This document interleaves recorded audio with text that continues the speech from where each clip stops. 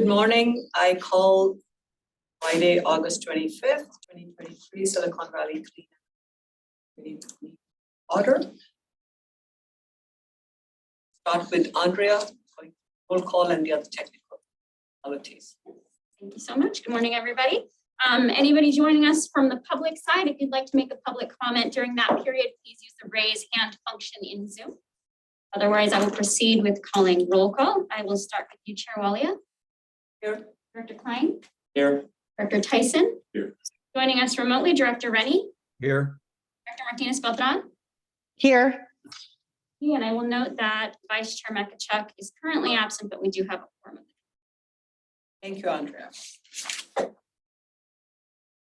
We'll call for public comments on non-agendized items at this point.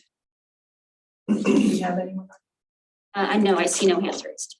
Okay, I close the public comment on non-agenda and move on to the consent calendar.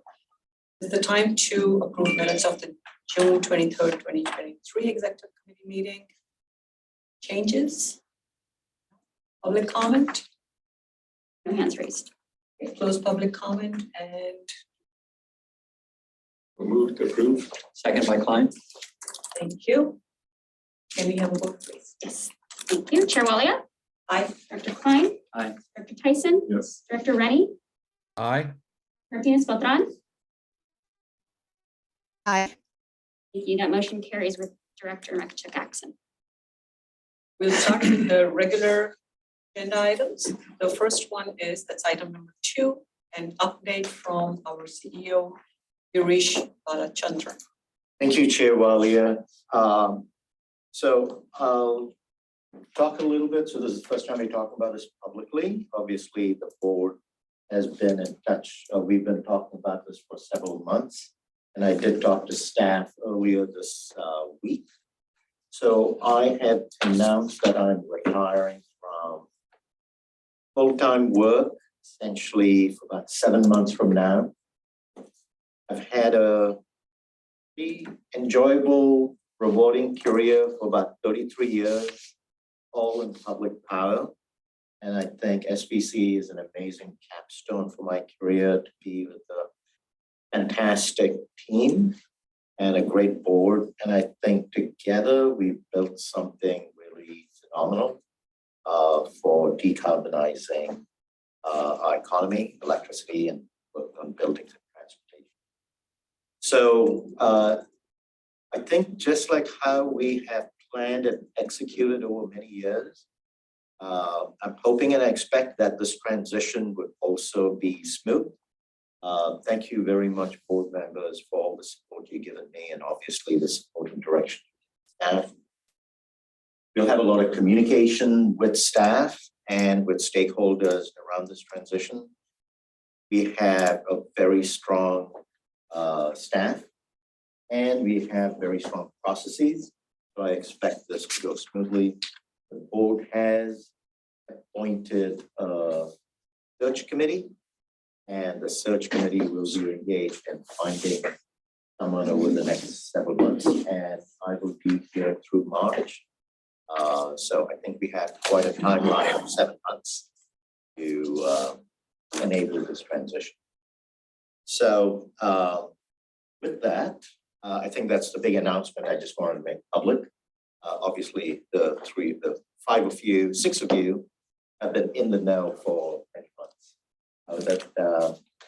On other issues, we have, well, I'll talk about it in the strategic plan. With that, I'll hand it back to you, Chair Waller. Would I, if I may just say a few words here as the current voting board chair, that I'm sorry to see Girish go. We've certainly relied quite a bit on his skills and his knowledge, and really building such an enterprise out of nothing over the past 5.5 years, something like that. And so with that in mind, I feel like we're in a position very much of strength. I have a strong staff, we have a strong business model.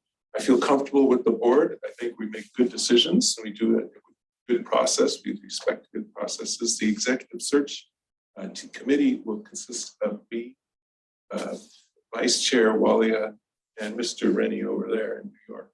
And so the 3 of us are going to shepherd this process. focus on the good things that we preserve and the continuity that we intend to maintain.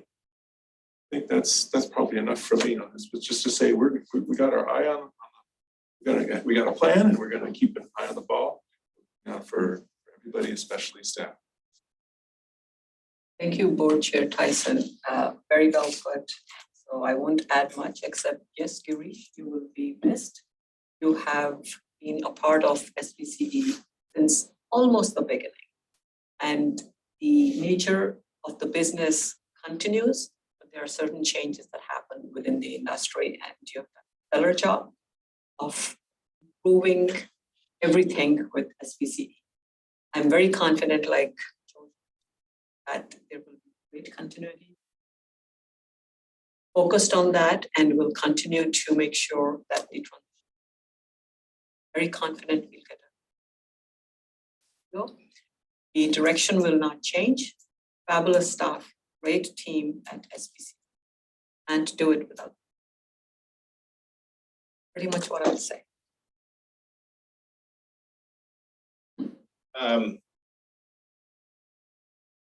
Girish, you set the bar very high. Those are big shoes to fill.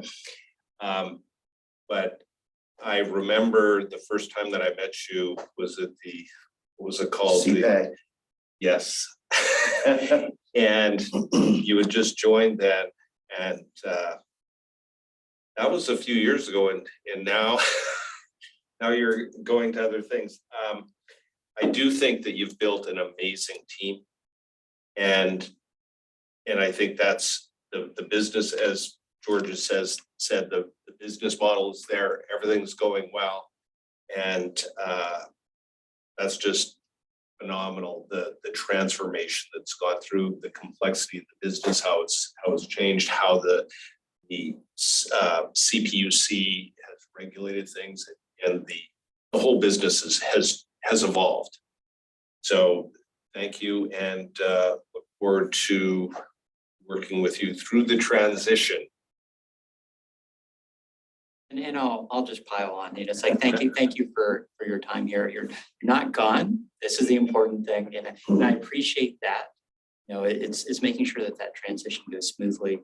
You know, and to see how you've grown the organization. I was talking to Jim Griffith just last week about where the organization was, and you know, and how it's grown from the inception, from the first concept to where it is today. Is just amazing to see from a staff standpoint and everything else what you've built, and just that team.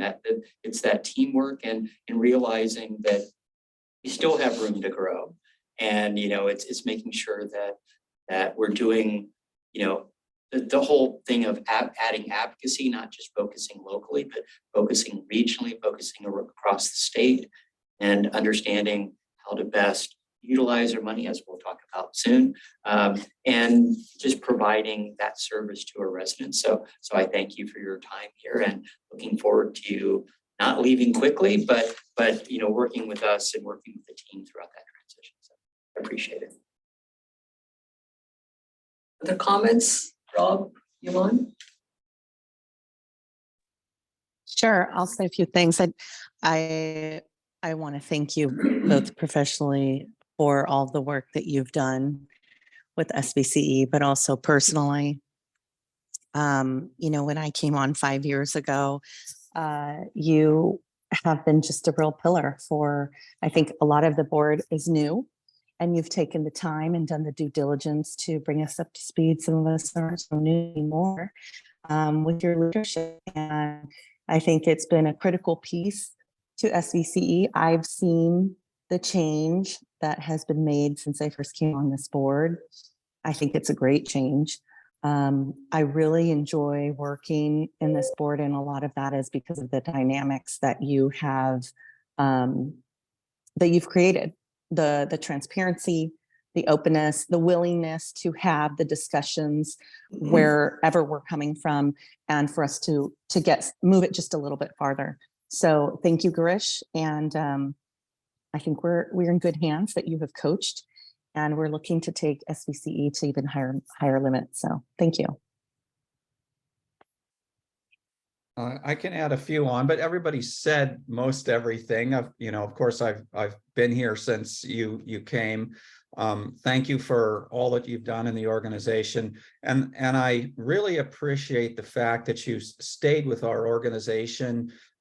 You're an extremely skilled executive in this field, and I worried that you would go work for an IOU and get paid a lot more money. I mean, than getting here. No, that was a serious worry of mine. So I appreciate the fact that you stayed here, I guess hopefully doing something more meaningful for you than getting paid a lot of dollars. Hopefully we compensate you enough that you can go into retirement nicely. But I just really appreciate all the length of time you stayed. I appreciate that you have given us a long runway to try to bring in a new executive and transition. I don't know how we're ever going to fill your shoes, but you've created a great staff. So hanging on to our staff and putting a CEO in place is, I think we can do well, especially with you helping us in this process. So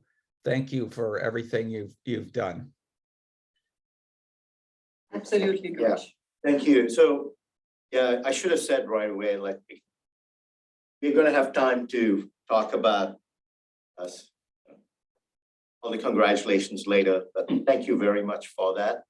One of the things I talked to staff, and really we need to make it clear, this is all co-created. I have a role. It's almost like an orchestrator or conductor, but if you don't have good staff and a strong board, it ain't happening. And I think we really need to continue to state that. Everyone in this room, all our staff, all the board members, current and past, have built this. And I really think in this transition, we should recognize that, and because it's changed. So I'll just end with, when I talked to all the staff, I talked about change happens, we adapt smartly, we celebrate our successes. And this has changed. Just one more change that's happening. That's it. And we're going to adapt. And so staff is providing the input. The board asked to do a survey. We're going to get input about how to communicate during this process, what we want to continue, what you want to look for in new CEO. So I feel super good about this, but I just want to leave with saying it's a super we thing. Thank you. Thanks, Girish. I agree with everything that's been said. I'll just add one thing. The mission continues, and SVCE has been, I will say for myself, and I think it's true for every other board member, stays as the top assignment. And I'm sure it's going to, we will all make sure it continues to be like that with a great team at SVCE. Okay, let's go to the update on the strategic focus areas. That's item number 3. Okay, so hopefully when we talk about strategic focus areas, your eyes are going to roll back in boredom because you're going to say, I've seen this already, so what are you asking for over here? That's the point, right? Getting the board engaged in our strategic plan. So if you can go to the next slide. So this is a timeline. As you can see, this is a continuous process. We've got staff input. We had executive committee input on the strategic plan and budget. These two things work together. The strategic plan, we try to look forward a few years. Of course, the budget becomes the operational document that reflects the resources that you, the board, are committing to the next year. So today we've got, we'd like your approval of these 5 strategic focus areas. There is one little change to it from the last time you've seen it, and I'll lay that out on a future slide. Next slide. This is just a framework of, right on top is our mission, and there are a number of things that support our mission. At the bottom of it's enterprise risk management. You've heard from Amrit over the last few years about the risk register, how we are looking at risk and bringing this in to make sure that we have enough reserves to manage potential risks. We've expanded it to also look at opportunities, and this is something that Amrit leads, but it's the risks and opportunities we get from all departments. This is a department-wide, enterprise-wide.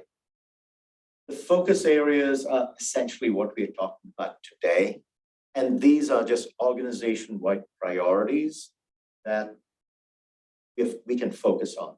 We have a work plan of 21 goals and about 80 measures. That's too complicated to bring to the board.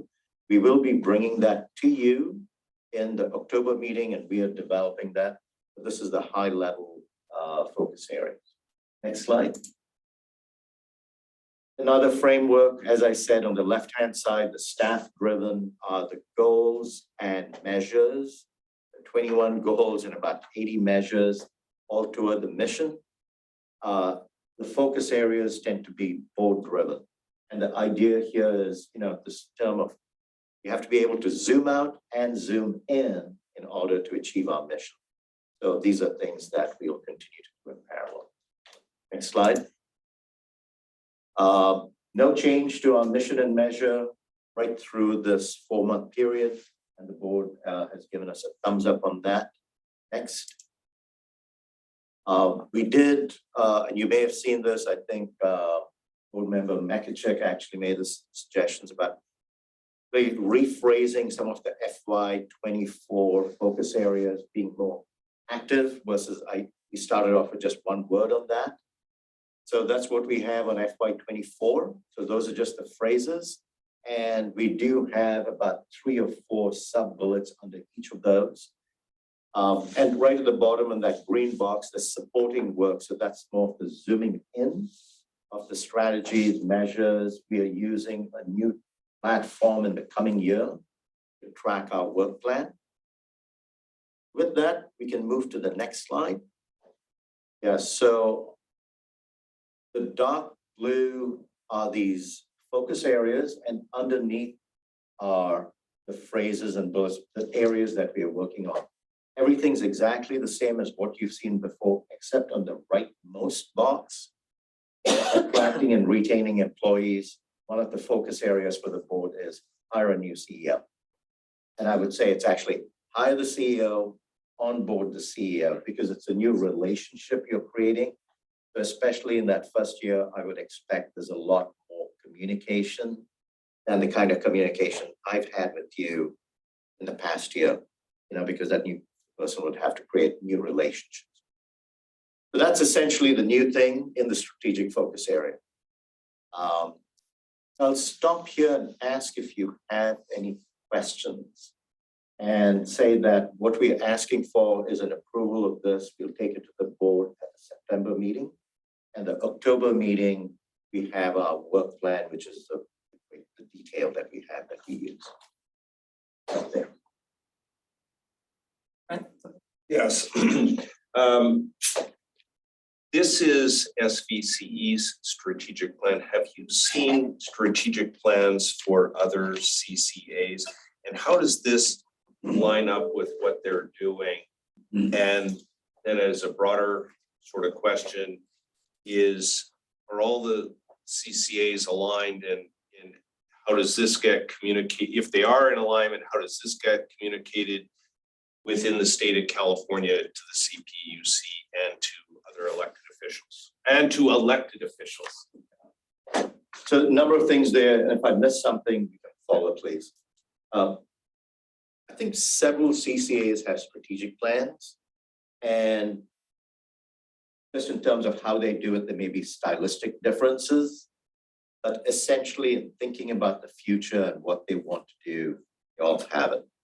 Now, you'll also see what I call a strategic plan that comes up, which is our integrated resource plan. Integrated resource plan to me feels quite a bit like a strategic plan on the power side, because 92 cents on every dollar we make, it goes for power supply. What we spend goes on power supply. And the IRP essentially is that big picture of how we're going to get there.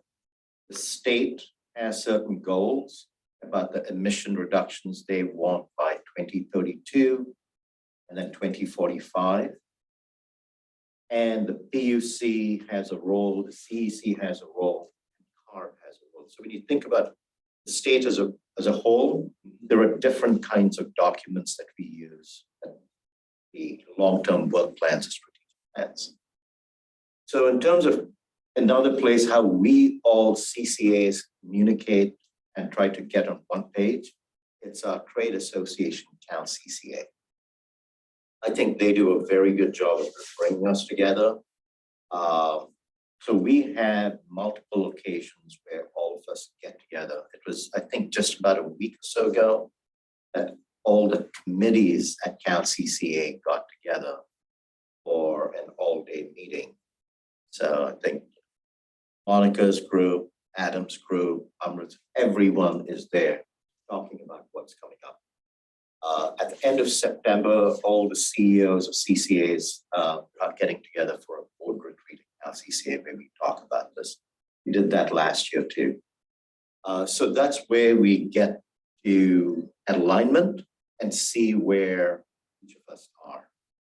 In communicating with electeds, local to state, the state level, it's Cal CCA that does a lot of communication. We do have lobby day, and then coming down to our level, Benna Chang, Director of Legislative Affairs, promoted to that position a couple of weeks ago. She has done a bang-up job, I think, of keeping our local elected officials to our delegation informed.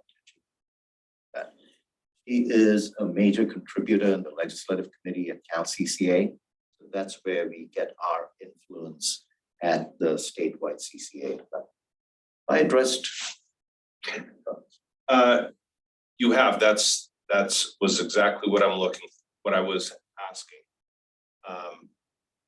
And I think there's a story there because I'm not sure that the IOUs would have been able to accomplish the goals that the state has set several years ago. I think that this has been, the CCAs are the ones that are making it happen, and the trust that people have in customers having the IOUs versus the CCAs.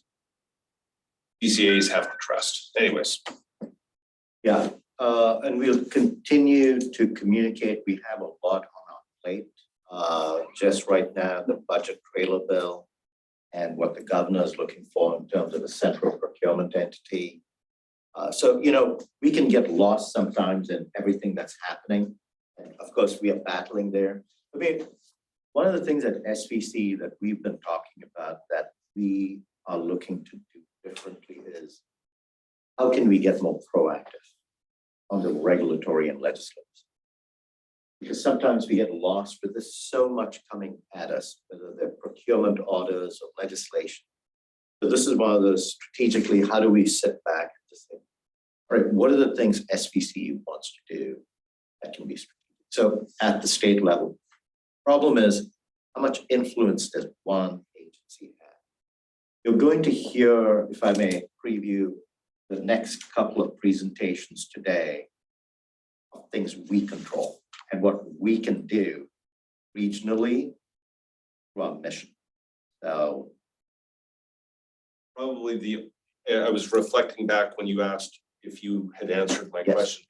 The only acronym I didn't hear in there was BCCFA, yes, which is an alignment of that group. so the two actually, now that you're aware, thank you for reminding me of this.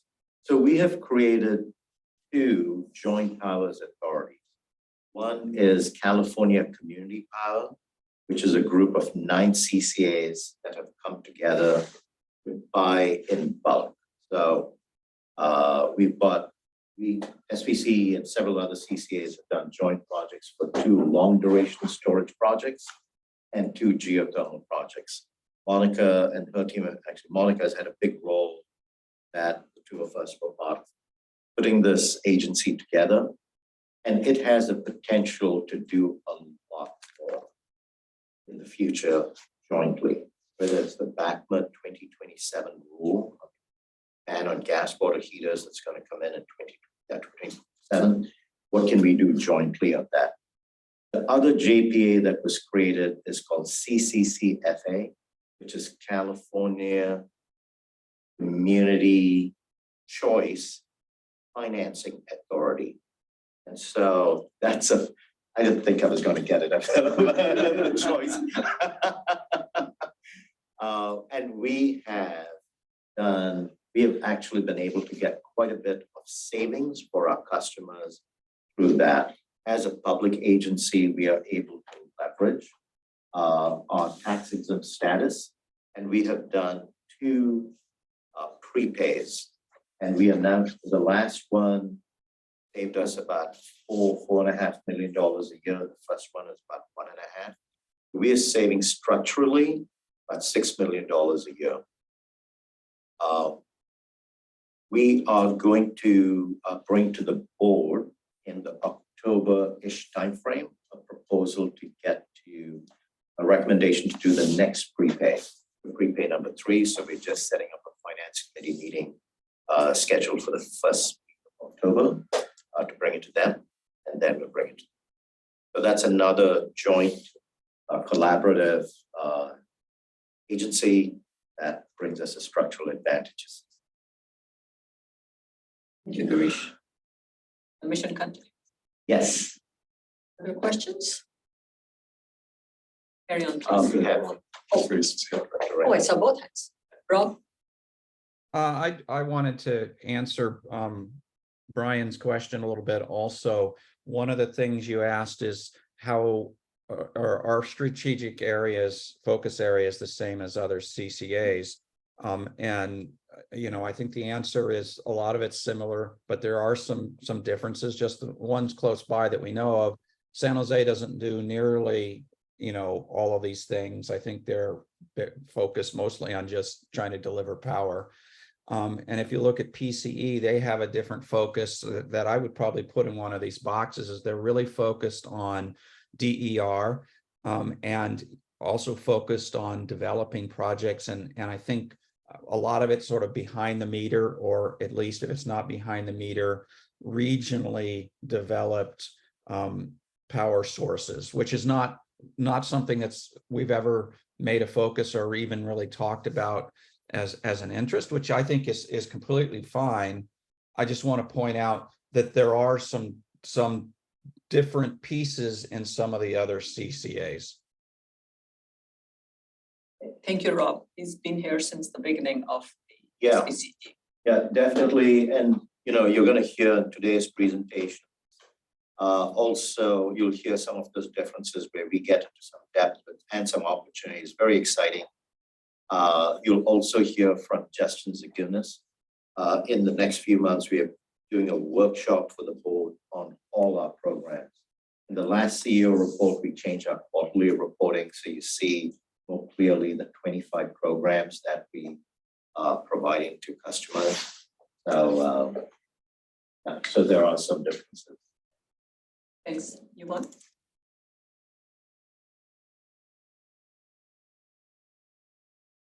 Sorry, I forgot where my video is on. I have all these apps going. I just wanted to comment on not only the work that you've done with CCA and these other organizations, but I've seen that you are now working, and I think effectively, very effectively, with the league as well. And I think that's important because all of us have considerable, you know, reach and work with that capacity as well. And so I just want to encourage that, and also just make sure that we make that, that people are aware of that as well. I mean, Ben has been doing a fantastic job there, and we got some real good leads this last round with some legislators there that I think were effective.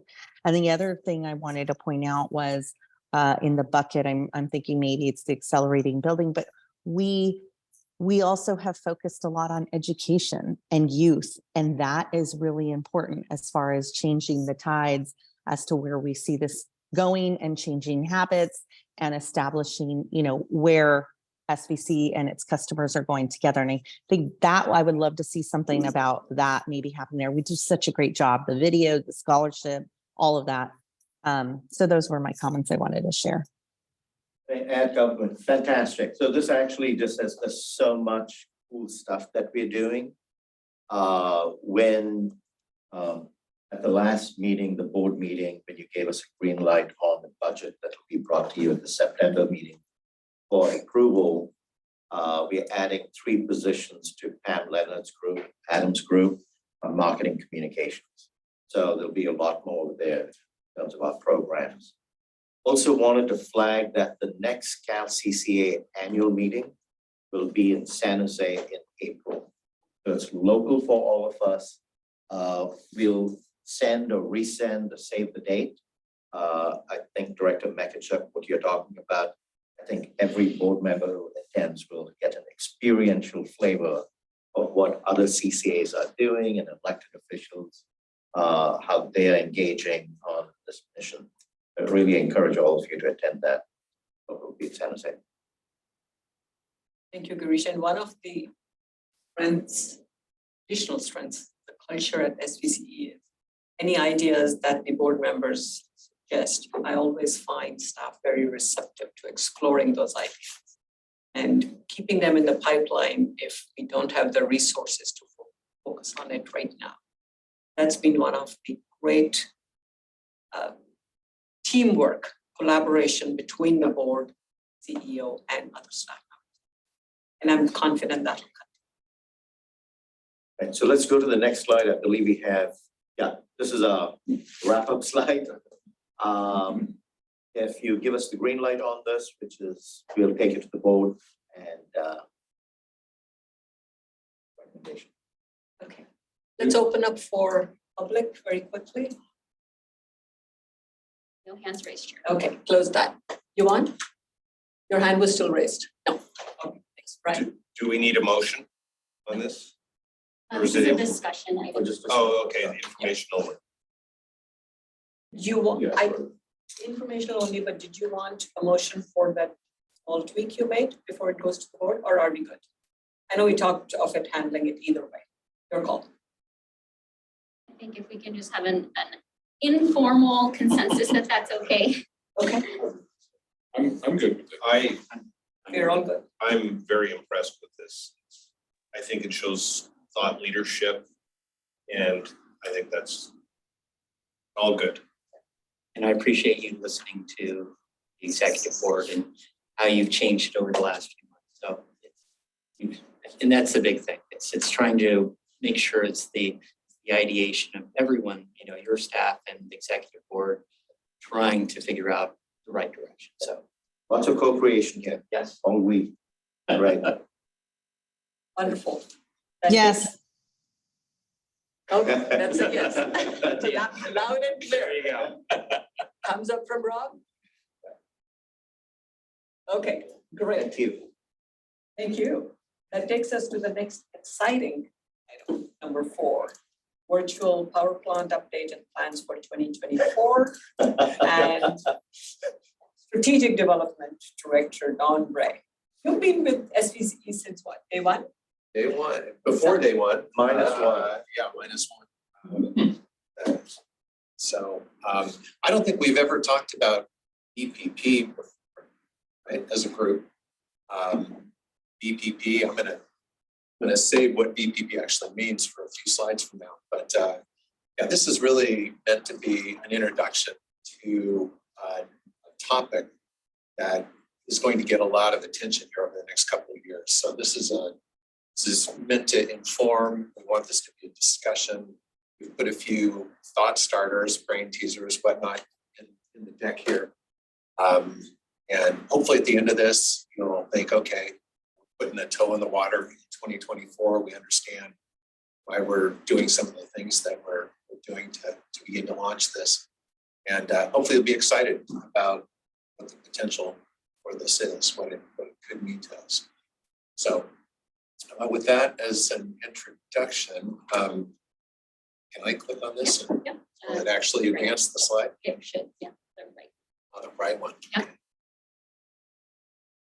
All right, so this is really meant to be a thought starter, and apologize for how small these charts are. But what these are graphs of how pricing moves day to day at the CAISO.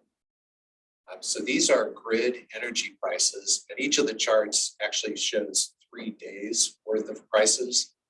And you can't see it on the left, but those are dollar values. And you can see that the price swings all over the place over the course of a day. Shows a couple of days kind of randomly here. April 10th, the hourly price swings from a mere $5 a megawatt hour at 4 in the afternoon to $102 per megawatt hour only 4 hours later. Are the scales the same on the No. vertical scales? No, they're not. Yeah, so probably the easiest way to look at this is the bullets at the bottom. Okay. That's what I was trying to figure. I was trying to match the bullets to the graph. And Yeah, fair enough. And then you see a couple of lines, a red line and a blue line on both of these charts. The blue line is the day ahead hourly price. So that's a price that's set a day ahead by all the bidding that goes on by our suppliers and the bids that are accepted. But Reese likes the analogy of airplane seats, and I like that too. So the plane is almost filled up in advance, but then on the day of, you're getting some people that decide not to fly and some people that decide they really need to fly. So there's actually a real-time hourly rate on the day of. That's what the blue line there represents. I'm sorry, the red line represents. So prices correlate between day ahead and real time, but there are these differences. So April 10th, got a 20x swing in just 4 hours, $5 to $102. On August 7th, you see $52 at 9 o'clock in the morning, and that's a price that pretty much persists throughout that day. And then you see a big jump up late afternoon to a peak of $193 at 8 p.m. Could have chosen other days that actually show a negative price at certain hours of the day. We could have shown you a day from the heat wave last September when prices spiked at $1,000 an hour. So the short right here is there are a lot of dynamics hour to hour pricing that we see on the grid. Now, fortunately, we have Monica and we have Amrit. We have people that have to deal with this reality every day. So yeah, we procure energy, we procure hedges. We do a lot of buying airplane seats well in advance, right? So that we're buying it at predictable prices, and maybe only where we're uncovered are we subject to the vagaries of the pricing we showed. We maintain reserves, in case of giant price spikes like we saw last September. So these are all essential elements in our strategy. But what if we could help shape customer demand, better match that demand with the prices are low, and avoid times when prices are high? So this isn't something we've done a lot of at SVCE to date, is working on ways that we can help influence and shape customer demand. That's fundamentally what VPP is all about. For a lot of reasons, this is becoming super important. It's getting a lot of attention at the CPUC and the Energy Commission. And there's just a big transition happening on the grid right now that's really driving this thinking. So this chart is really meant to highlight the period of historic change that we're in. If you think of the past grid-wise as maybe 2010 and earlier, and if you think of the future as being 2040 and beyond, if we think about supply in the past, it was fossil-based. Capacity was pretty predictable. Gas-fired power plants, predominantly in California. There's seasonal price volatility use a lot more gas, for instance, in the summer when electricity demand is high. So those were the kinds of swings you see in prices. But in the future, the grid's going to be obviously much more renewables based. That renewable supply is variable, and think solar. And we see a lot more in the way of daily price volatility. Saw that in the chart that we just looked at. So major changes happening on the supply side, and we're only partway through that, right? We're at somewhere between a 35% and 40% RDS now. Yeah, but it will be closer to 65%. Right. So, 75%. yeah, so imagine this trend continuing and expanding. And on the demand side, historically, our buildings were mixed fuel, both gas and electricity, so gas principally for heating. We had flat or declining electric load. We've seen that at SVCE since our start, starting to see a change in that. And appliances were generally something you turned on and off, or less get in manually. In the future, we're going to see a move towards all electric transportation in buildings. PG&E is predicting a 70% growth in load by 2040 or 2045. And it's actually, I think, a big question for us, which is where do we see load growth going? And people on our team digging into that problem right now. And super importantly, a lot of this new load that comes on is connected, right? Internet of Things. So vehicles and HVAC systems, even water heaters now are addressable, connected to the grid. And the loads are flexible. You don't really care when your water is heated as long as you get a hot shower on it. You don't really care when your car charges. You just want to have a full battery when. So you can plug in and that car can charge anytime during the day or night until you need to drive it away again. So just really important shift in what we're seeing demand-wise and an opportunity relative to these connected flexible loads. There's always been interest in matching demand and supply, but our historic ways of doing that have been kind of clumsy and manual. We use now time of use rates, but the deltas between peak and off peak, especially when you look at the whole rate, T&D, aren't very great. Maybe it's a 1% difference. Our TOUC rate, that's about what the difference between peak and off peak is on average throughout the year. So it motivates some customer behavior, but not a whole lot. And then for demand response, when there are grid emergencies, there have been processes in place where between 9 and 15 times a year, events can be called where, in particular, major commercial customers are incentivized to turn load down. But that's really been the bulk of how matching demand and supply have worked. So pretty basic mechanisms. In the future, we're now looking at opportunities for dynamic rates. So, and dynamic rates are going to be especially important for connected loads that behind the scenes can help optimize usage relative to when prices are higher or lower on the grid. So again, 2010, 2040/2050, or I think view for all of us to have in terms of where we are on what really is just a fundamental transformation. Any thoughts or questions on this? So great slides. The only thing that's interfering with my concentration is my teeth chattering because your electricity is moving so well. Sorry. It was not, I turned it down. I'll turn it back.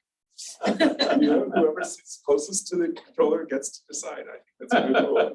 Got really hot. They're really good slides. I'm sitting here thinking, Would he let me borrow these to use in my class? It's public information. Great. You don't even need to file a, what's it called? CPRA. Yeah, yeah. All right, unless the, Rob, Can I comment?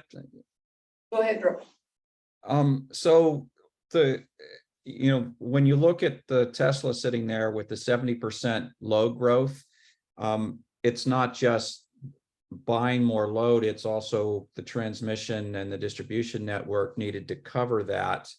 And it's further, it's quite a ways out in the future still, but as I mentioned, and I'm not advocating for us, but maybe it's something to think about more in the future, is the more you start having distributed energy sources or reducing the load with distributed energy behind the meter, that means you need less transmission lines to cover this 70% growth.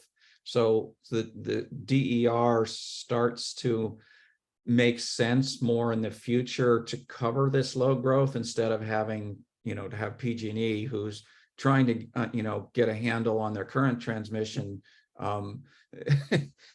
infrastructure, have to grow it by 70% capacity. More local energy production starts to make a lot more sense. Again, I'm not advocating we go there yet, but it's something we might want to think more about in the future, as PCE has already started. And I'll note that there's 2 people from the public also with their hands up. Thanks. Thank you, Rob. Rob makes a very good point. We have been reading lines underground, which rate hikes. So keeping all of that in mind. That's why I call this a very exciting industry. Constant changes happen. Don, do you want? well, I was just gonna, picking up on, Okay, then let's continue and we'll take public comments later. yeah, Rob, picking up, thanks for bringing that. to our picking up attention. on Rob's point, 70% load growth could mean, a 70% increase in distribution capacity requirements, or it could mean a lot less, depending on when that load happens, right? So if we can have that load growth happen at hours of the day that are currently the peak, we have plenty of distribution capacity. If we don't, we're in big trouble. It's sort of like if everybody plugs their EV in at once, that's a lot of demand on a distribution system. But if that load can be managed, if it can be spread across a day, different. Should we keep rolling? Okay, so enabling dynamic matching of demand and supply is something that directly supports SVCE's mission. Connecting the dots here as the grid becomes more reliant on renewables, the ability to shape demand to match supply, boost grid reliability and affordability. We have to build less distribution capacity, as for instance, to Rob's point. Effectively matching usage with power that is greenest and lowest cost improves customer economics, and your point helps further advance electrification. The more expensive electricity gets, obviously, the harder it's going to be to maintain or speed up the pace of electrification. So this is really going to be important for us, and to figure out how we can encourage customers to use energy at times that are affordable, with tools that have more power behind them than today. So VPP, the literal definition of VPP is virtual power plant, and it seems that everybody's using this term now. In reality, it means kind of a specific thing, but the vernacular definition is really being broadened to mean a variety of ways that LSCs can help customers shift demand. And Why is it alphabet soup? it is alpha, well, because there's DR, there's VPP, there's DSO, Oh, okay, all there's right. DF, there's This is acronym city. and yeah, and part of the reason we put this in was, we don't want to freak everybody out with, hey, you got to understand inner points or the distinctions of all these things. For right now, we're really thinking about VPP as multiple ways that we can work on to incentivize shifting demand among our customers. And there's fine print underneath that in terms of specific techniques, but the important thing on a larger level is that we want to be able to reduce peak demand when supply is constrained, and we want to be able to shift or shape demand on a daily basis, cleaner and lower cost hours. Both of those are really important for using this shorthand feed, all of that. So if you hear us talking about VPP, understand that that's the broad, without descending it.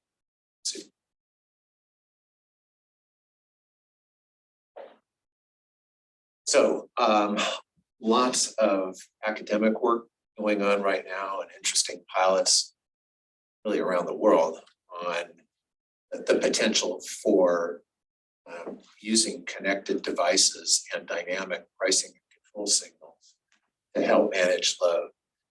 And again, I know this is an eye chart, but the upper left-hand box there, this is a study that is still in the process of really being published, hence preliminary and incomplete. Please do not cite or circulate. So I guess these are unofficial results, but they're interesting nonetheless.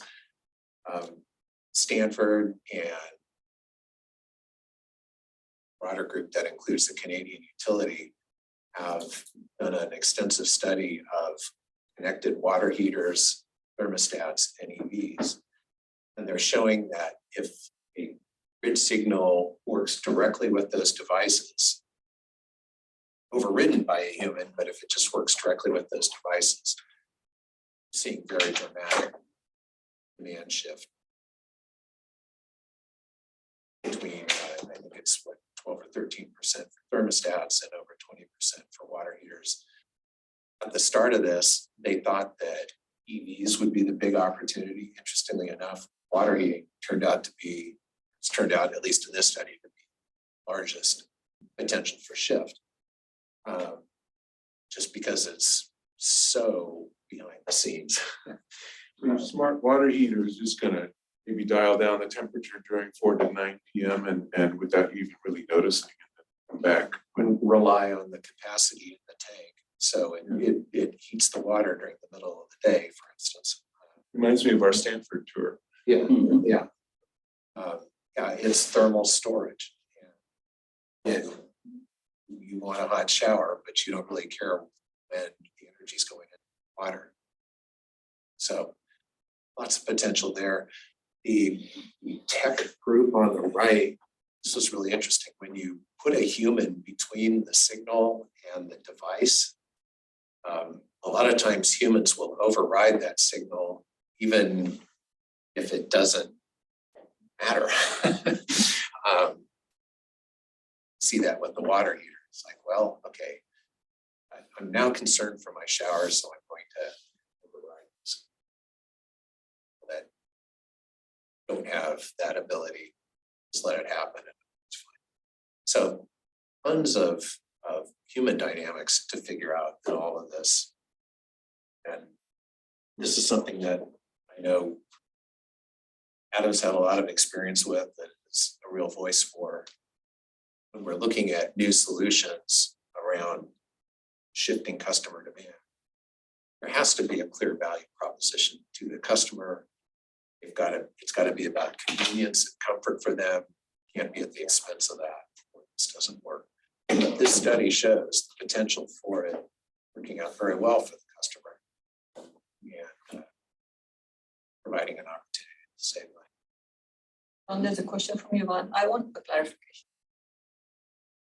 Is this California demand, the left one as well? study? You mentioned the Canadians, that's why I'm asking. It was done with the Canadian utilities. So the clarification in my mind is, I know at least some, Canada has higher need because of. Secondly, they have a lot of hydro. Means I somehow have a sense in some places will use a lot more electricity than we end up doing, at least here. Gas. Would that tweak what's happening here, especially California? Demand or the use? I don't know, is the short answer. Yeah, but there's that. So, in a previous life, I designed and sold programs similar to this across North America. Canada is a handful of years ahead of us as far as the carbon conversation goes. You look at BC Hydro and a bunch of other, they're doing things that kind of still thinking about how to get into. Weather patterns, yes, but then they don't have as much solar. So there's kind of a balance there, but they do have more of a drive for the carbon reduction. The appetite. Canadians do some things. The other thing that, the answer is yes. But that, some of that knowledge transfers to the US. But where one of the things that Ontario has is nuclear power. And nuclear is a very high base rate. And what they have is they actually have negative on the direct market. They have negative electricity costs, or at least they did in the like 2005-ish to 2010, because they need to get rid of this nuclear power when the demand for power is low. So and I was involved with a huge rate arbitrage in Canada, and that's when I started to learn about the electricity market and how it's like airplanes taking off with no seats full. Anyways, it's complex and there's a lot of moving parts there. Thanks, Brian, for sharing that with us. Juan, please go ahead. Thank you. My question was along your lines too, Tina, to add to that, how is weather impacted in this and adjust for those changes? Are we looking to take a conservative approach on this? Or since we don't really know and we're trying to do the best for the customers as well as, shifting demand. So I guess I'm just wondering where do we think that these estimates are falling? Are they conservative? Are they a little more loose? Are they accounting for different regions when we're looking at the study? So the box on the right is a study by Lawrence Berkeley. So it is a California-based study, and their assessment was that 20% of load is potentially shiftable. And so it's interesting looking at these different studies kind of relative to one another. And I think our takeaway is really up at the top, which is connected devices and dynamic signals are showing the potential to shift demand by a lot more than traditional mechanisms of DR and TOU rates, which were in the 1 to 5% range. But how exactly this is going to happen, what sort of customer value propositions are going to be put in place, this is the great question for the next few years. And I'm going to be talking about some of the pilots that are coming up, but Yvonne is sort of all over your question. I think the market is going to ultimately determine which of these really play out. I think there's consensus that there's great potential here, but exactly how it's going to play out, I will tell. Right. No, I agree. Definitely great potential. And I think it's super strategic. I really am grateful that we're having this discussion. I just, with weather changes, so many places in California didn't used to have AC. And now we see this huge, the climate change is it's happening. And so we've got more people coming on continually now putting AC where they didn't have it before. So I'm just wondering how all that balances out. That's all. Thanks, Yuval. Please. Okay, so while this is promising, there are lots of challenges. It's kind of what we've been talking about. We develop new customer services tariffs, products, and a lot of those products are going to be coming from third-party product and service providers. We need a simple and seamless customer interface for this. We need to figure out how devices and data integrate, if this shows up on your bill or not, and if so, how. New business models between utilities, product and service providers, and customers. There's the whole customer engagement, education, and adoption angle, equity and access. If only people with expensive equipment can make this work, that's an equity issue.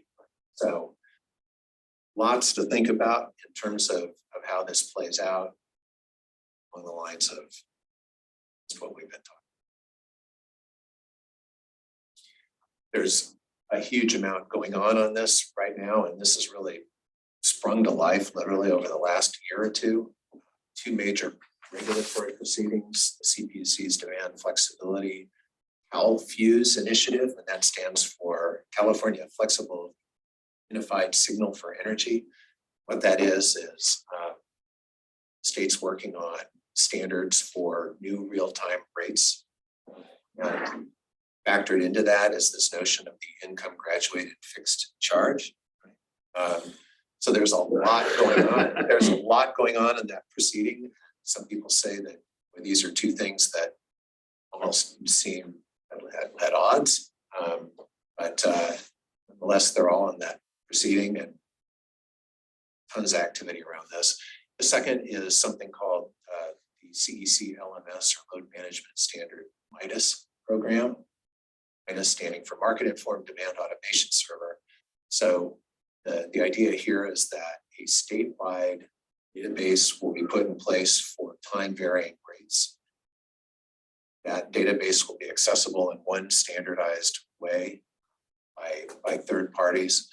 So if I'm a product provider and I want to provide a water heater service to Director Walia, I can, through this database, get the rates that apply to her.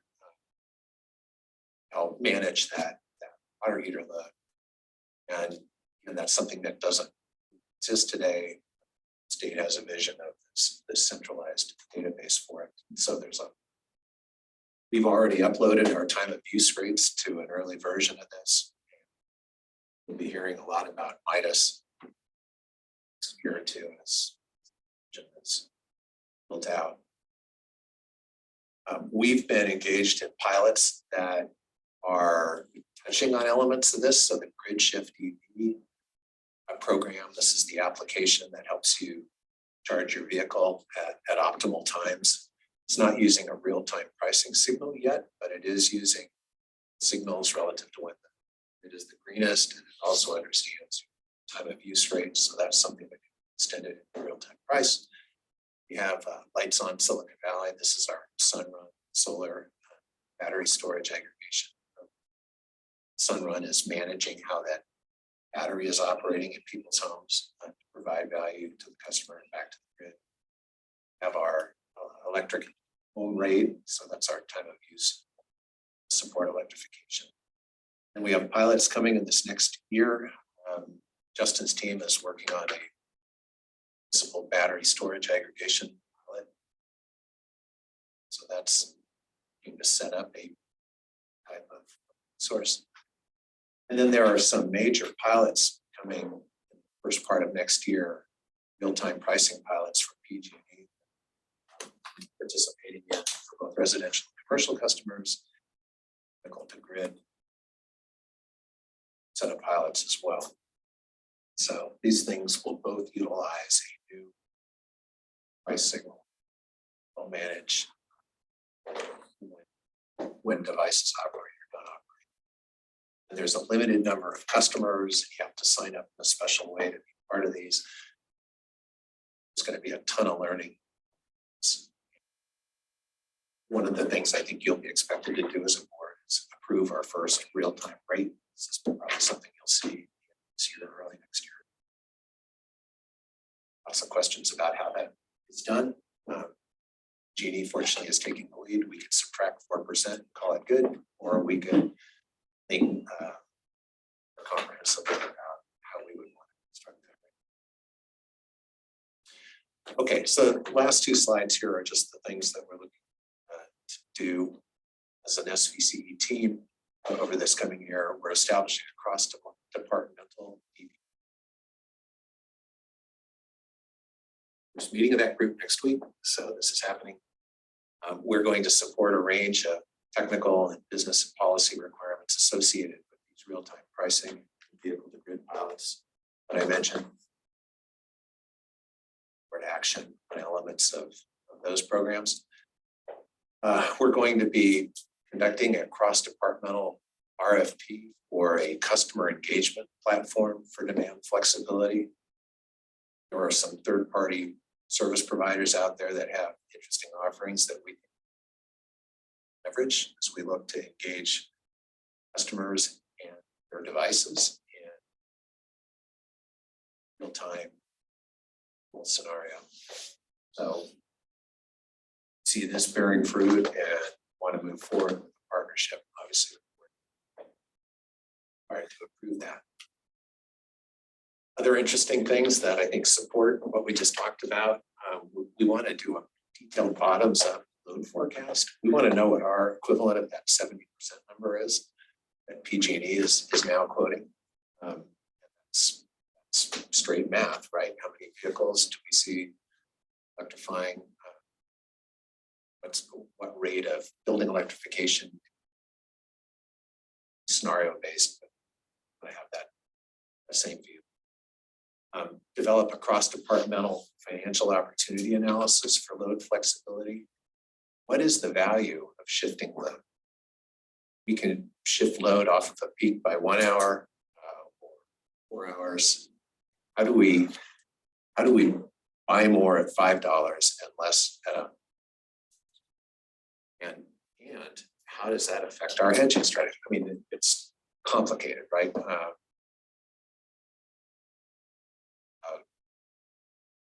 Where the value is for us, and in turn, some of that value back to our customers.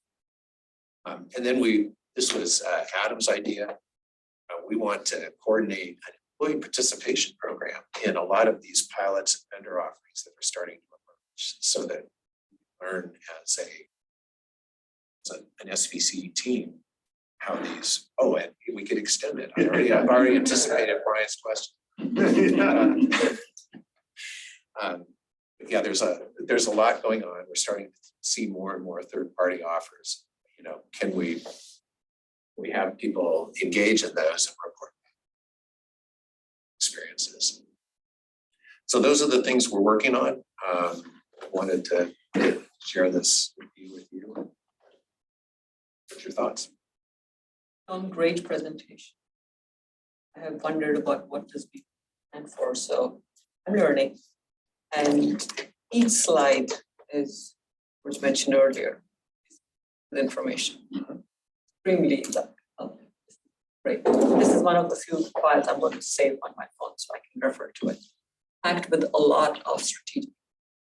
Thank you.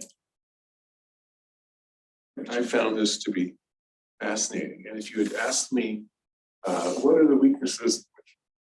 So what are the weaknesses of renewable power taking over? I say, well, there's two of them. There's storage, this is intermittent, and then there's transmission from the wrong place. And I never thought of this as being a partial solution to both issues. And I think that the trick will be, that's why I like what I'm hearing about, say, pilots, and get people to understand this. If something is now variable that didn't used to be, that's a big change. And some time ago, I had to get emergency passport.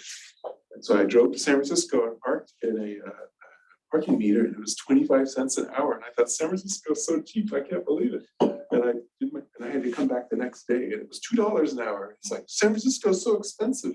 But you know, I wasn't really aware how dynamic their parking meter pricing was. And it makes perfect sense. We make perfect sense for us too, but we're gonna have to not surprise people. And some of those equity things, we got a head start on that with our discussion a couple, 3 months ago. You know, what are our 3 types of users? What's percent of each? And I bet if we wanted to, we could parse it into smaller chunks and more dynamic ranges and all this. We just have to make sure that we, some way to alert people to avoid foolish decisions, I guess, in terms of times. So I think you're right. Larry Dendro. Sure, and I love the idea of, real-time pricing. I'm interested in how that'll be implemented and do we have a feel for how open PG&E is going to be with their actual data? This is the thing of, it's what can we copy and and the whole real-time pricing, hopefully the customer is getting a lower price overall. That being said, reality of real-time pricing, if they can't shift demand, and that's the goal here, would they actually be charged more than what they would be doing if they just done flat rate? I feel. Great question, and there are ideas being thrown around about subscriptions, and there are ideas being thrown around about your time of use rate, where it's incentive based. So you pay what you pay today, but or optimally, perhaps but these are all the questions that are going into rate design, and I don't think anybody wants to have this be a Texas scenario where customers are fully exposed to a real-time rate. And That's one of the reasons I was great going there. Okay. But do we have a feel for whether or not PG&E will be open at the end of the day for what they've learned and how much they'll educate the industry? Yeah, time will tell, but so far so good. Okay. They have been sharing a lot about the components of a real-time rate. We haven't seen the result of that yet, but we have seen the structure. And they have 3 components to a real-time rate, essentially the market rate that you saw, $5 or $105, and a portion of the rate that is peak oriented. So that kicks in only during particular peaks, and then a portion that's really meant to recover a similar number of dollars based on the customer class. So imagine that as kind of raising or lowering the level at which the real-time rate operates. So I think that structure makes a lot of sense, but we have to see what they actually put in it. And when we do our rate design, I think we'll either like what they do or we'll want to tweak it. We also have the whole PCIA around that, but great question. Thank you. Rob? A question and a thought. I think on one of your slides you had they're going to put in a real-time server. I'm wondering, I know that the technology for sharing data is not great from the IOUs, so I have this sense that there's quite a bit of IT, infrastructure change to make the whole real-time rates work. And how long do they think this would take to really have the infrastructure in place to be able to do sort of wide scale real-time pricing that demand can react to? So the vision under Midas doesn't have that real-time rate in this database until probably 2027, something like that. So what's in place now is really a first step. It's our TOU rates that have been put into this common form that will next year actually become accessible. So it's a longer step or it's a longer stage process, but for PG&E's rate pilots, I think this will be a really good and more immediate question. And I think the notion is that there will be the equivalent of a price server that PG&E customers will use. Perhaps we're basing our rate off of PG&E that we will use, factor, and then create our own version of. But yeah, this is all going to be new. Think about our current rate sheet, right? With great fanfare, we change it once or maybe twice a year. This is something where the rate changes every day. So by 3 o'clock today, we have tomorrow's 24 individual rates, one specific to each hour. That's what it's going to look like. So yeah, a new type of data integration. Yeah, I imagine it could take a bit of work to overhaul the system. The time of use rates are technically, I think, much easier because you can, after the fact, go, okay, this was the price and this is when they used it, and put it together and bill them. But to do it real time, I don't think they're prepared. The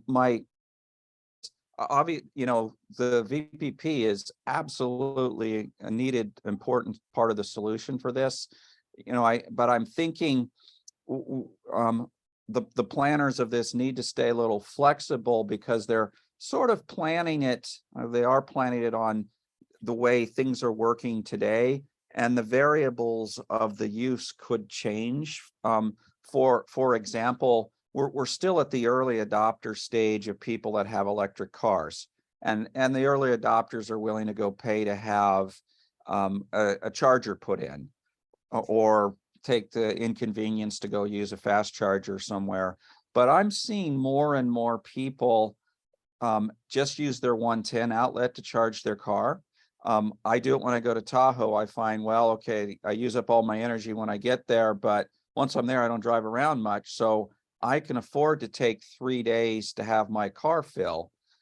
But if you're not letting me charge it except 4 hours during the middle of the day, I'll never get it full. And now I need to go get, at least a level 2 charger in my house to ever get my car full. And I'm just wondering, as electric cars become ubiquitous, what is the real habit of people going to be for charging it? And obviously, can we influence that habit? But I just have this feeling that so many people are just going to use the 110 chargers once they become ubiquitous. And there may be other parts of the usage that I'm not thinking about that could shift too, but we need to keep an eye on the usage and habits as this is developed. Girish, did you want to? Yes, I did. I wanted to step back a little bit. So this has been a great strategic discussion. I want to tee up a couple of things. Back in the 1990s, on the power side, there was this big thing that happened, which was Dow Jones came out with a price for power supply that got published. We never had published prices for that. And they published prices for 3 nodes in the Western United States. It was at the California-Oregon border, it was down south, and one mid-Columbia region.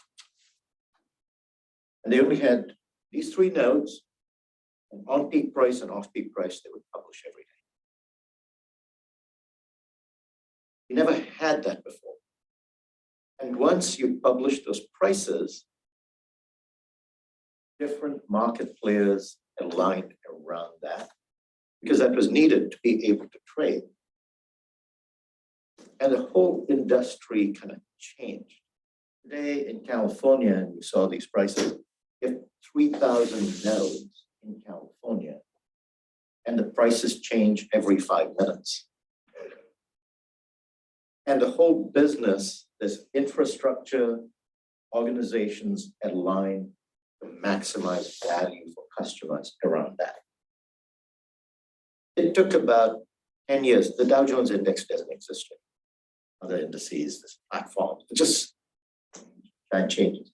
So in a way, when you think about this, we're starting down this demand flexibility. We've theorized about it, we've talked about it, but technology has changed, where I think in the next 10 years, you're going to see a lot of these changes happen. So the reason I'm anchoring on 1990, this stuff will take time. And SVCE now coming to us, we can actually do something within our region to make a difference. I also want to say organizationally, right? Monica's group is very focused on power supply at the regional Western United States level. But think about 10 years from now, what if we had this real-time pricing and we had 30 or 50 megawatts of demand flexibility within SVCE's region? How we organize ourselves would change too. So when Don showed ESCA, DPP, finance, all the groups basically working together, we'll probably come to you for resources too, just to start these things up, take resources. It's very exciting, but also when we give you one of these presentations, it's like engaging in where the industry may go, but then what's it mean to you as a board, both in setting policy for us and resources to achieve different goals. So they're saying over the next several years, you may see some things proposed to you on resources and organization. I just wanted to frame that too, in addition to. Thank you. Girish, thank you. That does help. I was thinking of the changes in the industry. What you pointed out is how do we continue to lead and work in the most optimal manner, staying flexible as the industry continues to evolve. All order, but great team here. Right. So this is pretty exciting. And I think it's a huge shift in using technology and sensors and everything to really understand what's going on. Or as everyone else really liked that slide, what was in the past and what's in the future. But this also gets back to what I was talking about at the major, what got me excited, one of the things about electricity back in the day, and I'm talking mid 2005-ish, it was if you were a direct access customer, you had moment by moment insight into what the trading price was. And if you paid the spot market price, and then you had a rate where you had an interruptible supply. So as soon as in the Canadian utility would say, hey, we need to have some demand response here. So you got a rate credit for a lower rate with demand response. And then when the price was at its absolute high, you had your power cut. It was a perfect scenario. The rate arbitrage was amazing back then. And to see that now coming to the aggregated residential, small commercial, that's super exciting. But that was all done through load shedding years ago. And it's really encouraging to see that with the technology now. And my other comment is one part, when you were saying virtual power plant, and I think, Dawn, you were talking about virtual power plant in slides back or presentations to the customer program advisory group like years ago. And it was like, okay, that was pretty far off. Now it's a lot closer. But I always kept thinking virtual power plant. So how do we aggregate batteries and say, okay, let's load up the batteries and rather than just reducing our demand, increase the supply through the shifting of the load and releasing that battery storage. And I'm sorry, I get really excited about rate arbitrage, because if I can invest in a battery and then I can generate a rate of return from my battery, the investment in my battery through rate arbitrage, I'm loving that. Anyways, sorry, I could go on and on, but this stuff gets me really jazzed. Okay, great. Let's hear some exciting public comments. So we have two public comments today, one who I think is Bruce Carney and the other is Tom Cabot. So Bruce, I will start with you whenever you are ready. I see now why you said you think it's me. Yes, we share a Zoom account. So Andrea, would you mind putting slide 4 back up? I want to talk about the the dramatic figure for load growth driven by EVs, electrification, whatever. This 70% number is causing a lot of environmentalists to be very worried that the electric supply system won't be able to keep up with this. And I've actually seen emails from one particular person who I think very highly of, who said, well, maybe it's time to slow down the phase out of natural gas, because if we can't keep up with the load growth, well, then our electric appliances will stop working.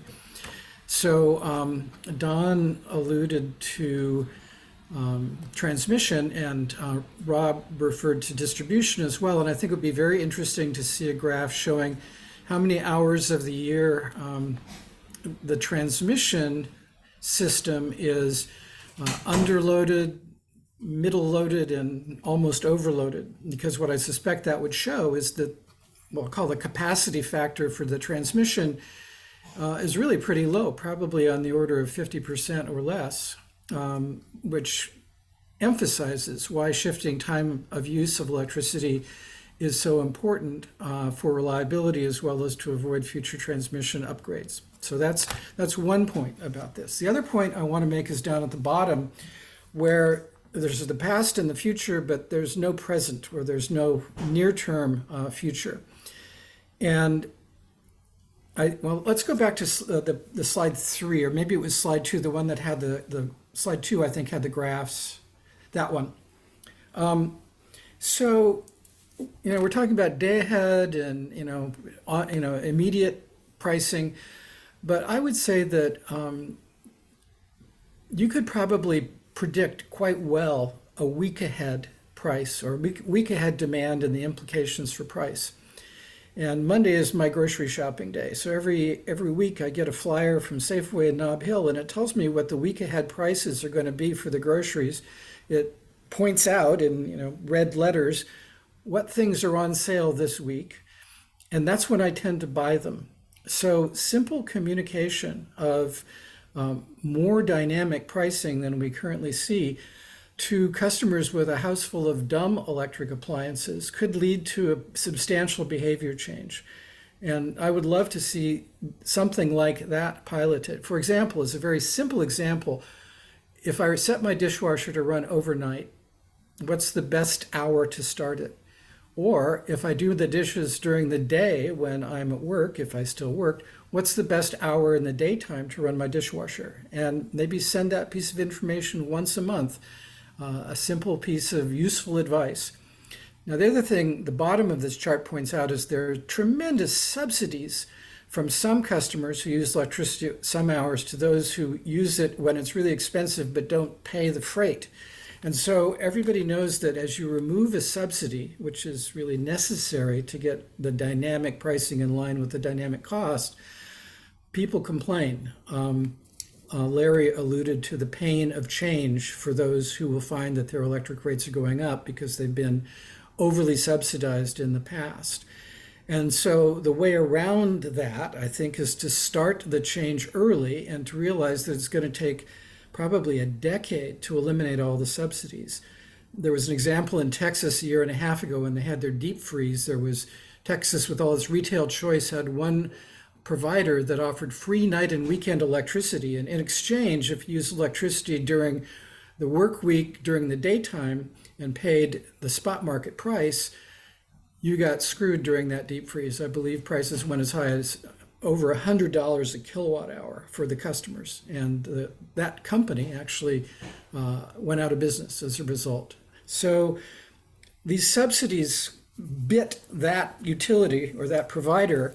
And so we really need to start removing the subsidies at an appropriate pace, starting immediately, and possibly to use not just the 2 tiers that PG&E now has for time of use periods, because they think simple is better, and go to the 3 that they used to have, and to expand the ratio of cheap price at summer daytimes, and just get to a more realistic pricing mechanism before we get all of the demand response capable new appliances. Thanks. Thank you, Bruce. Insightful comments as always. We have Tom next. Yes, next is Tom, and whenever you're ready, Tom. All right, thank you very much. I'm very glad to see the exec committee and staff are taking a look at the VPP concept. I thought I'd also mention another one that can run parallel to it. And when I think of the virtual power plant concept, it's an active concept. So you're using a dynamic price and you're interacting with people's machines and changing set points on their machines. And some people will trust and love PG&E, who's going to be connected to them enough to want PG&E and they're controlling their machines, but maybe not everyone at first. I hear there's some people who are not as in love with PG&E. And so it may make sense to also be pursuing, in addition to the active proposal, a more passive type of approach where you restructure your incentives to promote the most power efficient devices. Say they knew 120 volt heat pump water heaters that just sip only 500 watts instead of 4,500 watts. And so they create less of an impact on the customer's panel, less of an impact on the transformers, the distribution system, et cetera. And also promoting, say, maybe not having incentives for car chargers that are above some limit, say above home car chargers at 20 amp circuits, and a 20 amp circuit level 2 car charger is enough to put out 39,000 miles a year at 8 hours a day. If you want to go 24 hours a day, you can be over 120,000 miles a year. But anyway, these 50 amp circuit car chargers are just too big, and they're taking up all the distribution grid capacity. So Germany's been a little ways ahead of us. They're facing the problem now. There's a raging debate going on in Germany about whether to start being fair about allocating the grid system space. And so it may make sense to start thinking ahead to, shall we adjust our incentives so they promote the devices that don't man-spread so much all over the local grid, and so they leave room for other houses to also electrify. And so that can help work its way into faster electrification, which then can generate the revenue needed to do all the upgrades. But if we electrify sloppy, we kind of jam up the system before we can generate the revenue. And so it really makes sense to take a look at the passive approach alongside the active, and to pursue both if you're going to pursue both, but at least pursue kind of the more passive approach of proper sizing of things. So hopefully that can work into your strategy discussion as well. Thanks so much. Thank you, Tom. Do we have other public comments? No additional hands raised. Okay, I'd like to close the public comment period. I'm looking at the clock. We have an exciting item coming up after this, which kind of ties in beautifully looking at programs that we have today, and we're headed with all the exciting stuff in VPP that Don talked about at some point. Newer programs. So if we don't have other comments, I'd like to move on, but I don't want to take it away. Okay. Let's move to item number 5. Thank you so much, Don, for this. So number 5 is a program snapshot, commercial and industrial program offerings, and Adam Sullivan, the Director of Energy Services and Community Relations. Thank you. Ready for arbitrage bit? How are we doing on time? You're good. Okay. All right. So what I'm kind of sharing today are general updates. We've got one little foreshadowing, but most of it's updates on items that have been approved, funded, and now kind of in the market space.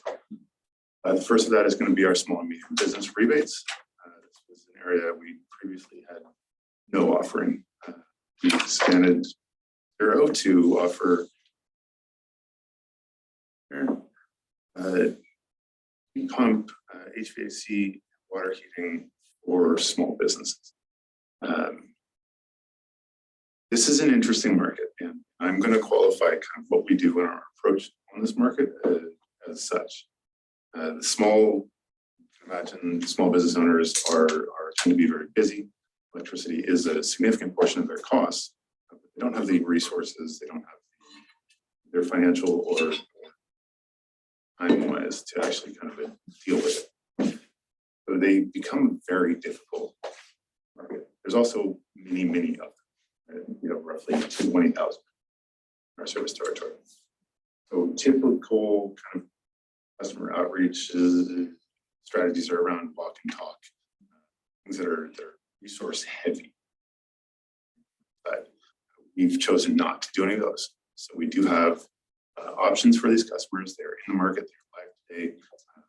Any kind of local florist can go get up to 20,000, 5,000 if they're a nonprofit for electrification upgrades in their business.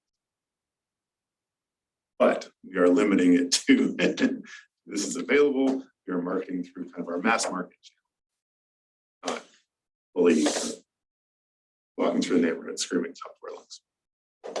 So proud to have this in the space. I think this is an important customer group and our first step into really meeting them. Further will require resources that are not planned. Minor celebration, we do have 2 customers in the pipeline for rebates. They're going through their process. Our end of the process is completed. Funds reserved for those customers. I think in total it's maybe 8. That's wonderful. Expecting those to close kind of in December, January time. It's in market. Do you have a profile of what a really good customer would be for this? Don't have to answer it now, but just that would be really helpful to know the profile. Absolutely, that's a great question. If you are in Google Maps, vacationing via Google Maps, but you kind of look down at those rooftops with like robots around the roof, like the Great Mall of Milpitas has hundreds of these little packages. HVAC. Yeah, that is our perfect customer. That customer's load is coming from that HVAC unit, water heater, and the lights. So if it's a teeny jewelry shop, maybe the lights take up more because everything that shines sparkles. Your average retail, that the rooftop unit is what's really driving it. Now we have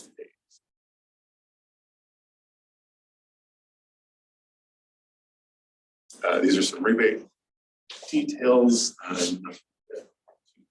But market there, the addressable market is significant for us.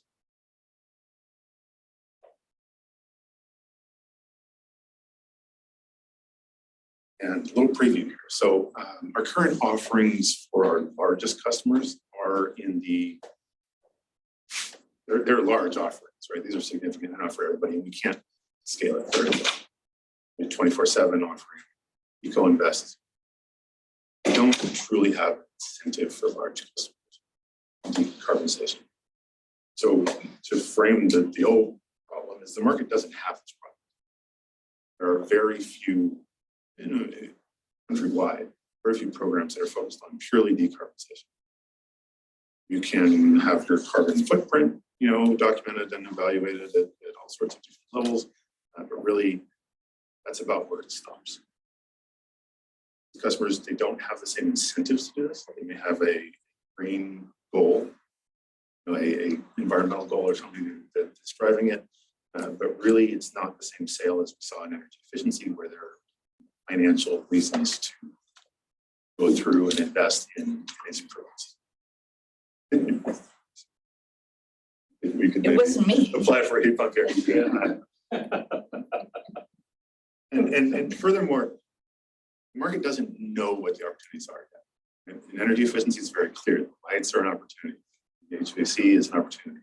We're struggling with the ancient pneumatic controls here in this building.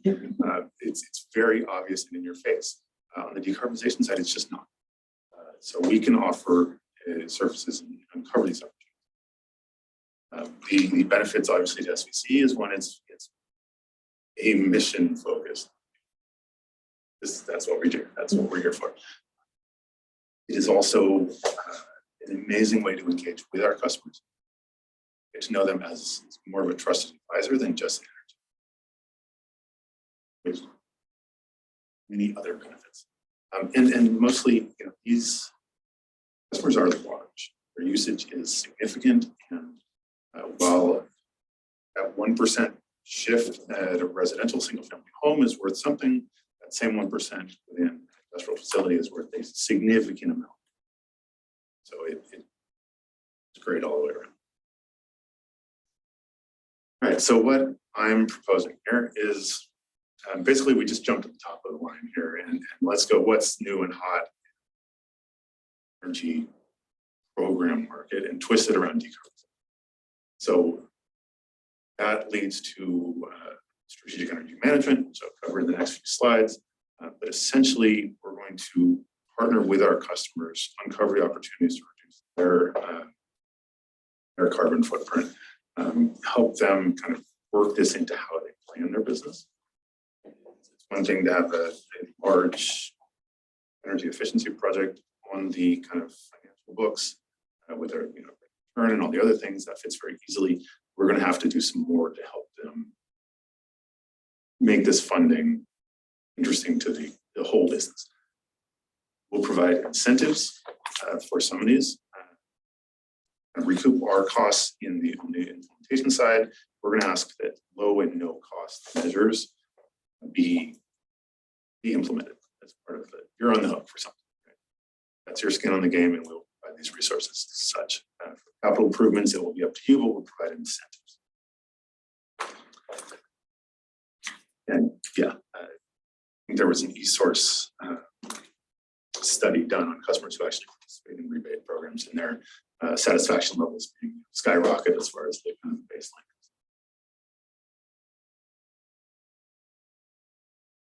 This is what that looks like as far as the customer experience goes. We're going to sit down and kind of set goals, what fits your organization. We're going to provide some information on why we're doing this and how to best do it. Treasure hunt is analogous for kind of what, but what's the current state of things? Where are the opportunities, and what does that look like financially? We're then on the hook for your low and no cost. This is BRO, right? The acronym of acronyms. Behavioral retrocommissioning and operation. The thermostat that we're struggling here, fixing that would be a low, no cost, depending on how you do it. And then, of course, capital projects would be kind of longer horizon, more significant investment. And so I'm splitting this into two categories, commercial and industrial. I don't really include ag here, but since we only have one or two. For the commercial customer, we're really looking, again, these are our large customers. Looking at the gas using appliances first, because that's going to be our easiest target. This so happens that the things in red fall in line with carbon as well as heating. If we're providing cooling and heating to a building, how we do that, our opportunity to capture heat throughout both of those cycles is our opportunity to gain carbon effect. The California loading order, that actually came up earlier, I think, as we talked I think Director Rennie, as far as how we approach these things. Can we reduce our usage? Can we improve the efficiency?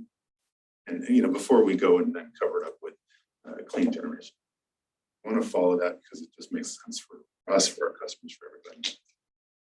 And then how can we kind of plug into a customer at the right time? Whether that's on holistic retrofit, on end of life, or and the new construction. Were those all variable frequency drives? I'm a big fan of the variable frequency drives. They should be on everything. Every load in the building should kind of go up and down. So yes. All right, on the industrial side, so this was a much more interesting slide when I presented it in-house. As a public document, the whole point of this slide is that there are very few of them and they use a whole lot. Actually, if you look at the second bar from the bottom, that's just one customer. So as a public document, didn't want that going on. But you can see that it does prove my point. There is just a handful of customers. So it's very much the opposite of the small and medium business market, where here we can actually kind of shake hands and talk through the opportunities with these customers. Added the pie chart on end uses in industrial facilities just to address the overall market barrier in industrial has been the diversity of processes. My pain, that's an excuse. Yes, a almond processing facility and a silicon, whatever, they are very different. But at the bottom level, the equipment that's using energy is just that. It's just, electric motors drives the majority of things. We've got process heating, process cooling, depending on what it is. It gets to be predictable, regardless of it. Can you hold the thought? Rob has a question. Yeah, this is Adam speaking, right? I can't see who's. Yeah. So, Adam, maybe a short story. So I was at a CLCV, California League of Conservation Voter Award ceremony where they gave this guy who is a builder of commercial industrial kind of buildings in San Jose, award for being like the environmentalists of the year. And when I started talking to him about CCAs, he was very negative on CCAs and the whole pushing everything to electrify. And he's claiming that by forcing him to only use electric in his buildings, it's making his designs much less reliable. And I never quite understood why he thinks that. And what you've presented hasn't helped me understand, are we addressing a reliability, the make up for the lack of the reduction in reliability by not also having the gas systems in the building? And have you thought through that at all? So I share your lack of understanding in the comment, and I'll give you an example of my own. San Francisco has a centralized steam plant. So much of the large buildings in downtown San Francisco receive steam for heating from one plant. And it's a warehouse full of large boilers, you can imagine. When I was with PG&E, there was a 2-cycle blip in the power that we provided to that facility. And the entire plant shut down. Our gas plant shut down, stopping steam delivery to all of downtown. 2 cycles out of 60, right? So I don't see that there is a, at the level we're looking at, which is kind of behind the meter, that there's no liability concern. As long as the other side of the meter is operating.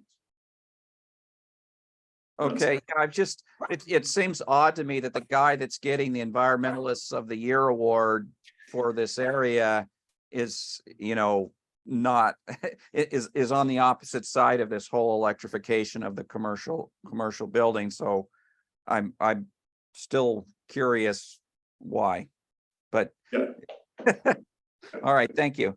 That's one of the many, roadblocks ahead of us. Eric? Very quick, from this graph, what's the missing area at the top, the pink? And I know it's only 2% or something. Oh, it's others? There's others. Okay. Yeah. There's always another. Okay. And then as far as electrical motors, what does that encompass? Every Except for the ones already listed. No, but I'm just trying to get a better feel. Sure. Where it's like, so manufacturing mainly, like conveyor belts and all that, or? Yes.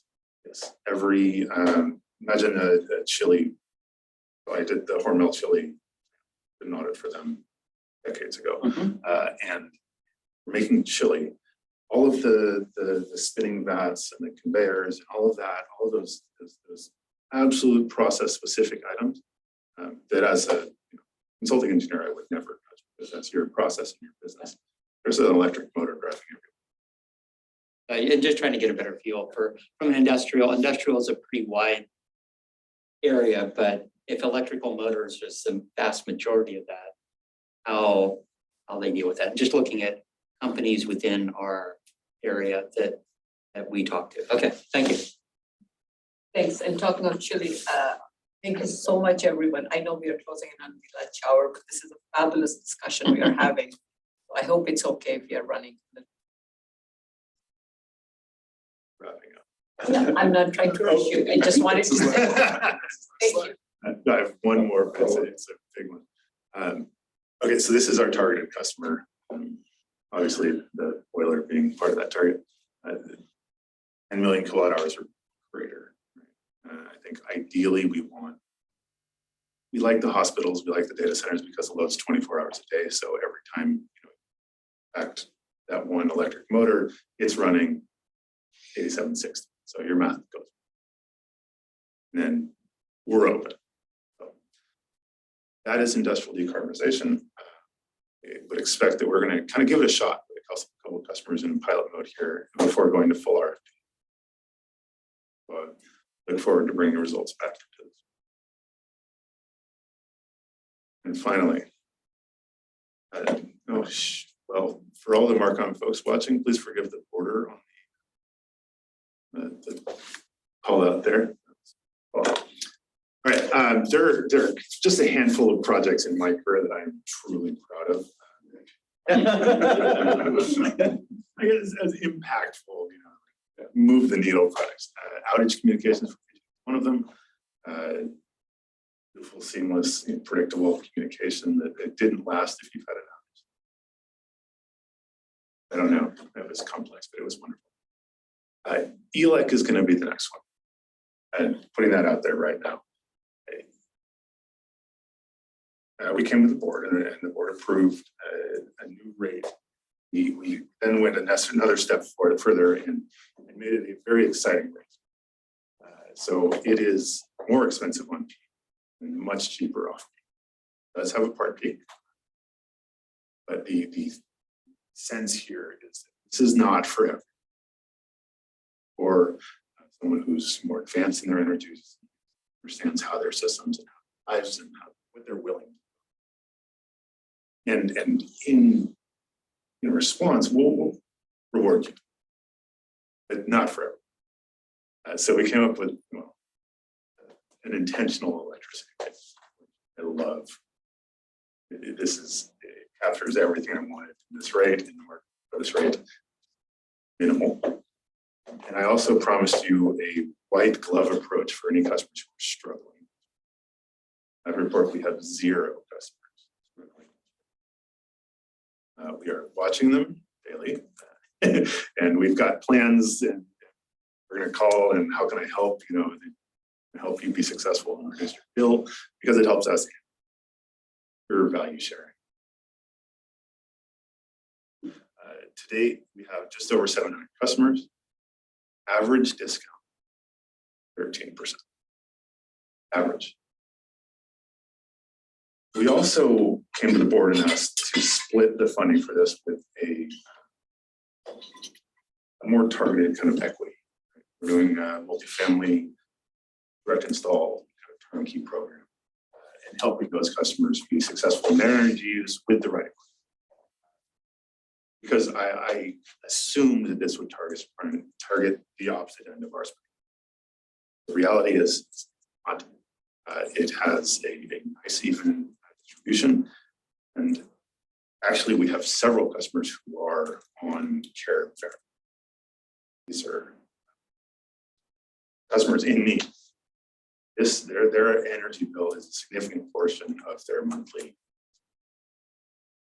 When we look at experience that those customers are having, overall impact that SVCE has total.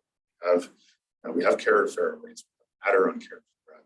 And if you are now on the ELEC rate, your total discount to PG&E is 30%. Saving a third. Again, this is not a risk-free proposition, right? If you use all your energy on peak, your rate will go up. Your bill at the end of the day will go up. It's about shifting. So, not real time. You know, we still have our 3 buckets, 6 if you include winter. Making a real impact. Very proud. Over radar patrol. That's all. Oh, whoa. The last bullet point. And it is today open to net energy metering customers. I will be pursuing this aggressively. I will watch your success, and if you don't meet it, I will reach out and I will. Done. I look forward to being your poster child. Don't visit Brian's home in the evening. All lights are gonna be.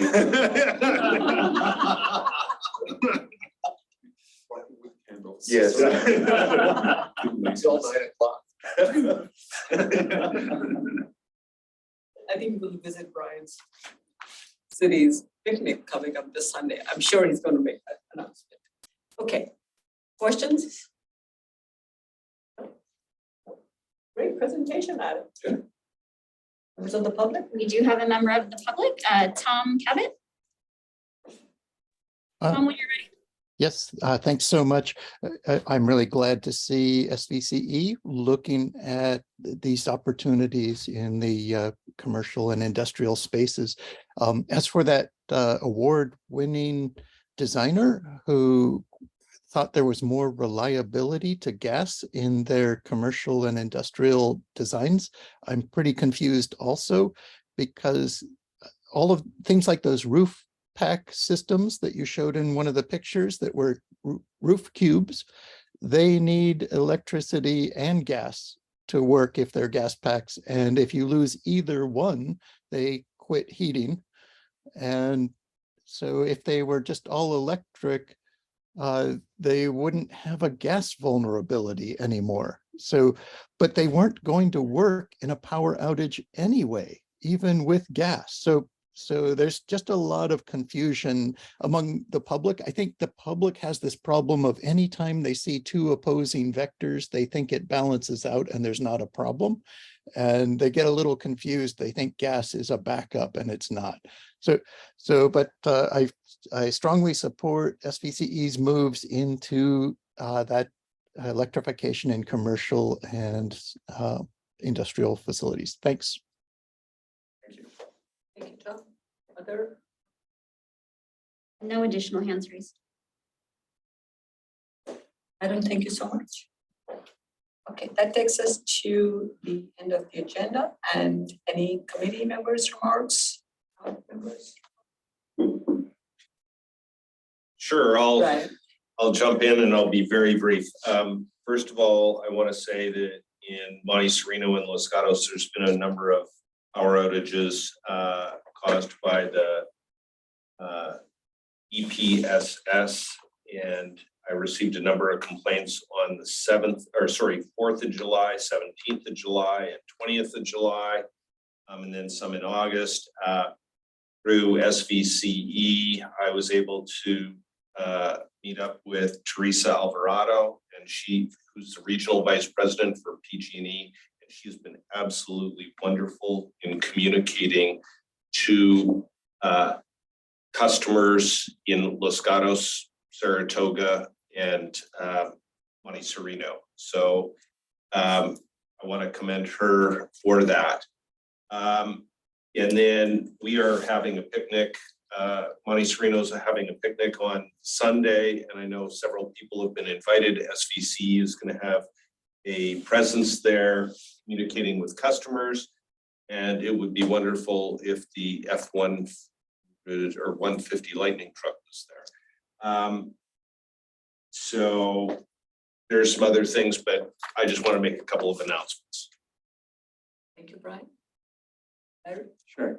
2 things. I just wanted to, again, thank SVCE for the the collaboration with Sunnyvale School District for the electrification of Vargas Elementary for that trial program. It was great to tour that and talk to the principal, talk to the superintendent on what they've already been doing. And slowly they're working their way through all the schools in the district. And so that was, I think, SVCE helped them on, that was their third school that they've now electrified. So great to see that. And then the other thing is a similar announcement. Sunnyvale's State of the City is Saturday, September 23rd. And we will be doing our normal speeches, but we'll be touring our new city hall. You should be getting an invite if you haven't already, for everyone in the organization. And it's open to the public from that standpoint. Tours of our city hall, as well as our State of the City, our community awards. But it should be it wasn't as big as we'd hoped because PG&E didn't disconnect power when we were hoping that they would. And they initially gave us about a 10-month disconnect of power estimate on when we moved into that new building. They were able to pull it into July, but still it was about 3 months later than we thought it was going to be. So we were hoping to have all the grounds open and a much bigger, grander event, but it's still a construction site, so we're limiting to mainly just the building, but that'll be the morning of Saturday, September. Thank you. Thank you, Larry. Great campus, beautiful building. Rob? This is, I know, kind of an old story, but I just thought I would share it anyway. We remodeled this cottage over this past winter, and I suggested to my mom to try the induction stove. And so when we came up this year, we had to use the induction stove. And the first pain was, now you got to figure out which pots work. But the stove actually has this little error it gives you if you put a pot on there that doesn't work. So you can quickly put the pot on, toss it over your shoulder, and sort them out. Now that you got through the first 10 minutes of figuring out how to make it work, my wife loves it and is ready to get one at our house in Los Gatos. So people just need to try it, and you find out that it actually works. The pans heat up faster, better control. It's just amazing. I mean, I've seen the demos. I can't get away from my dogs.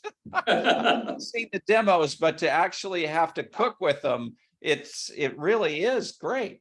So that was my sharing. Thank you, Rob.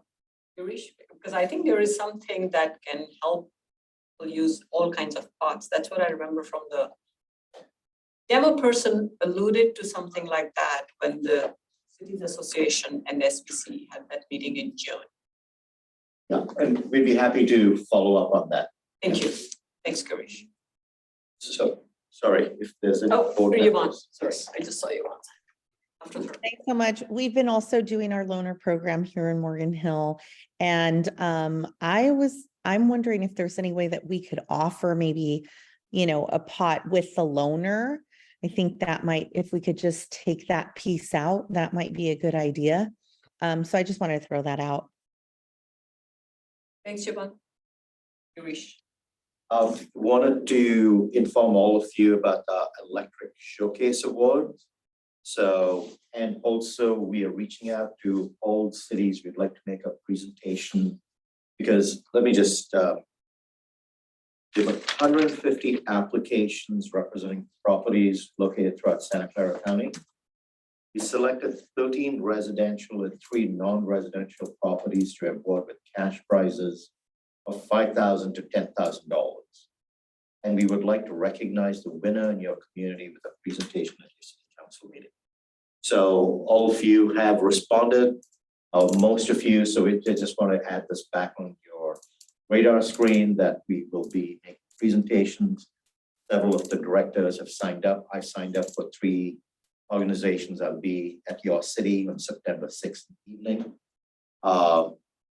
And please save the date for an electric home tour on Saturday, October 14th. We'll push that your way again, but these are community events and the council events that we. Thank you, Girish, and thank you for making October. It's exciting. Other comments? Okay, wonderful. I would like to adjourn the meeting. It is 12:06 p.m. Thank you all.